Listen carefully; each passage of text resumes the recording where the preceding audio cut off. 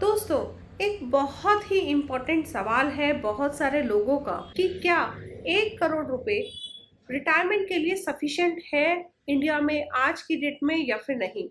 तो आज की वीडियो में हम इसी टॉपिक के बारे में बात करेंगे कि क्या 1 करोड़ रुपए 2022 में या फिर 2023 में सफिशिएंट है आपके लिए। अगर लाइफ एक्सपेक्टेंसी है 25 साल के लिए तो क्या ये अमाउंट सफिशिएंट रहेगा।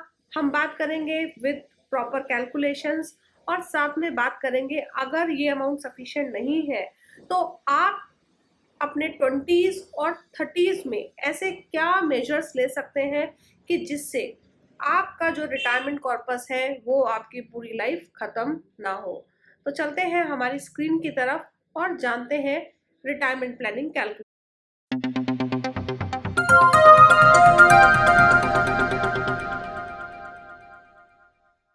आपने 1 करोड़ रुपए इन्वेस्टमेंट किया है तो यहाँ पर एजम्पशंस के पहले बात कर लेते हैं। 60 साल आपकी उम्र कंप्लीटेड है, 85 ईयर्स तक लाइफ एक्सपेक्टेंसी हमने ली है यानी कि 25 ईयर्स।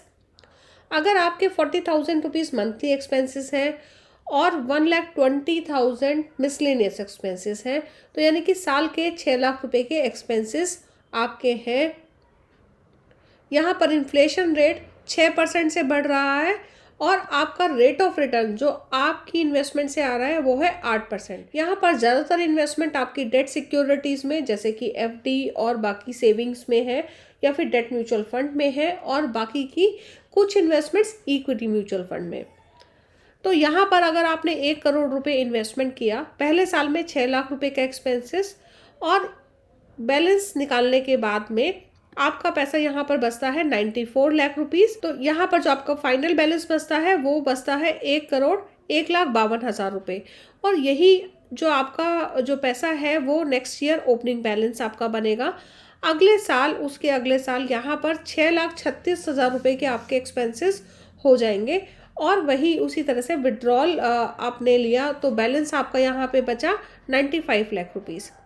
तो इसी तरह से अगर हम इस कैलकुलेशन को देखें तो 10 साल के बाद में यहाँ पर आपके पास जो पैसा बचने वाला है वो है 96 लाख रुपीज़। तो यहाँ पर ये जो आपके एक्सपेंसेस करंटली जो चल रहे हैं वो 79 ईयर की एज तक चलते रहेंगे यानी कि टोटल 19 ईयर्स तक ये पैसा आपके लिए सफिशिएंट रहने वाला है। और उसके नेक्स्ट ईयर में यहाँ पर ये देखिए, यहाँ पर ये आपका नेगेटिव बैलेंस आ गया 80th की एज में यानी कि 20th ईयर में ये नेगेटिव बैलेंस आ गया। तो इसका मतलब है कि यहाँ पर आपका ये पैसा आपके लिए सफिशिएंट नहीं रहेगा। तो आपने अभी कैलकुलेशंस में देखा कि ये अमाउंट सफिशिएंट नहीं रहने वाला है फ्यूचर में। तो आज अपने 20s और 30s में आप ऐसे क्या मेजर्स ले सकते हैं कि जिससे आपका रिटायरमेंट कॉर्पस ख़त्म ना हो। तो उसके लिए सबसे पहला थंब रूल है स्टार्ट अर्ली। तो यहाँ पर जितनी जल्दी आप अपनी इन्वेस्टमेंट शुरू करेंगे उतना ही आपके लिए यहाँ पर बेटर होने वाला है, क्योंकि आप जितनी जल्दी अपना इन्वेस्टमेंट शुरू करेंगे तो आप यहाँ पर मदद करेंगे टाइम को बढ़ाने में। और जैसे ही टाइम बढ़ता है तो कंपाउंडिंग का जो रिटर्न है वो अपने आप ही बढ़ जाता है, क्योंकि जो कंपाउंडिंग का फार्मूला होता है P(1 + R/T⁻T। तो अगर एक्सपोनेंशियल t को हम बढ़ा सकते हैं तो वहाँ पर आपके पैसे की वैल्यू ज़्यादा ग्रोथ कर पाए। तो अगर आप अपने 20s और 30s में इन्वेस्टमेंट स्टार्ट करते हैं तो आप कोई भी अमाउंट से अपना शुरुआत कर सकते हैं और ग्रेजुअली हर साल उसको 10 या 20% से इंक्रीज़ कर सकते हैं। और जो तीसरी बात है कि आपने अपनी इन्वेस्टमेंट स्टार्ट की, उसको ग्रेजुअली इंक्रीज़ किया, लेकिन साथ में निकालना नहीं है अपना पैसा। तो दोस्तों, ऐसे बहुत सारे इंसिडेंट्स आएंगे आपकी लाइफ में जहां पर आपको अपने रिटायरमेंट का पैसा निकालना पड़ेगा। तो रिटायरमेंट का पैसा निकालें सिर्फ रिटायरमेंट के लिए और अपनी इन्वेस्टमेंट्स को बढ़ाते रहें पीरियोडिकली। तो यहाँ पर अपना रिटायरमेंट प्लान बनाएं और जाने कि फ्यूचर में कितने पैसे की रिक्वायरमेंट होने वाली है और उसी के अकॉर्डिंग अपना पैसा निवेश करें।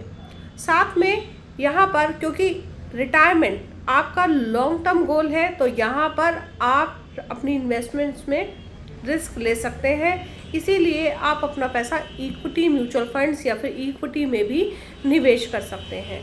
तो रिटायरमेंट के लिए जो भी आपने इन्वेस्टमेंट करी है उसके लिए अपने रिटायरमेंट गोल के साथ में उसको हर 6 महीने में एक बार मैचिंग ज़रूरी है, क्योंकि अगर आप मैचिंग करते हैं तो आपको मालूम होगा कि जो भी हमने पाथ डिज़ाइन किया था तो क्या उस पाथ पर आपकी इन्वेस्टमेंट ठीक तरीके से चल रही है या फिर नहीं चल रही है। तो क्या उसमें आप एडिशन या फिर डिलीशन कर सकते हैं या फिर क्या आपको और करने की ज़रूरत है। तो ये है कुछ रिटायरमेंट प्लानिंग के स्टेप्स कि आपको इन्फ्लेशन को काउंट में ज़रूर रखना है। अपनी इन्वेस्टमेंट्स को रिव्यू कीजिए और अपना रिटायरमेंट प्लान को फॉलो कीजिए। तो आज की वीडियो में इतना ही। मिलते हैं कुछ और इंटरेस्टिंग टॉपिक के साथ में हमारी नेक्स्ट वीडियो में। तो अगर आपने अभी तक हमारा चैनल सब्सक्राइब नहीं किया है तो सब्सक्राइब बटन पर ज़रूर क्लिक कीजिएगा, और अगर वीडियो पसंद आई तो एक थम्स अप तो बनता है, और अपने फ्रेंड्स और फैमिली के साथ शेयर ज़रूर कीजिएगा। Thank you for watching. Happy investing. मिलते हैं हमारी अगली वीडियो में।